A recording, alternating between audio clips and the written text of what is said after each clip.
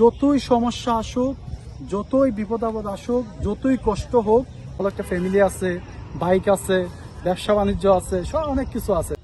কয়েকদিন যাবৎ news feed এবং সোশ্যাল মিডিয়াতে একটা বিষয় খুবই ভাইরাল হচ্ছে, সেটা হচ্ছে রাজশাহীর একটা মেয়ে, সে সুইসাইড করছে। সুইসাইড করার আগে সে কয়েকটা ভিডিও করছে।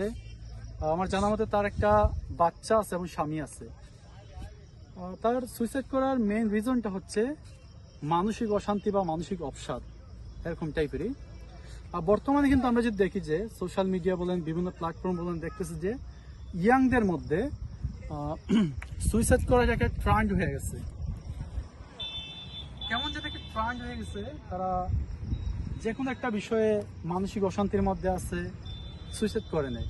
কিন্তু ভাই, আপনি কি এমন কোনো মানুষ খুঁজে পাবেন যে মানুষটার মধ্যে কোনো দুঃখ নাই, কষ্ট নাই, মানসিক অশান্তি নাই, জীবনের কোনো এক সময় সে মানসিক অশান্তির মধ্যে ভুগে নাই?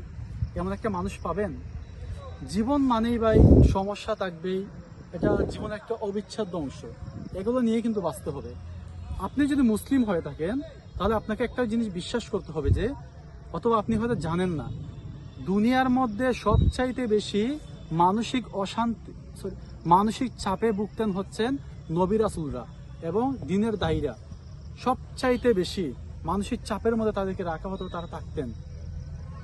আমরা তো ভাই সাধারণ মানুষ। এখন দেখেন, আমার ফ্রেন্ড লিস্টে অনেকেই আছেন যারা আমাকে চিনেন, জানেন। অনেকের দৃষ্টিতে কিন্তু যে জাহাঙ্গীর শাকিল অনেক সুখী একটা মানুষ, তার সব কিছুই আছে, ভালো একটা ফ্যামিলি আছে, বাইক আছে, ব্যবসা বাণিজ্য আছে, সব অনেক কিছু আছে, তার মতো বউ আছে।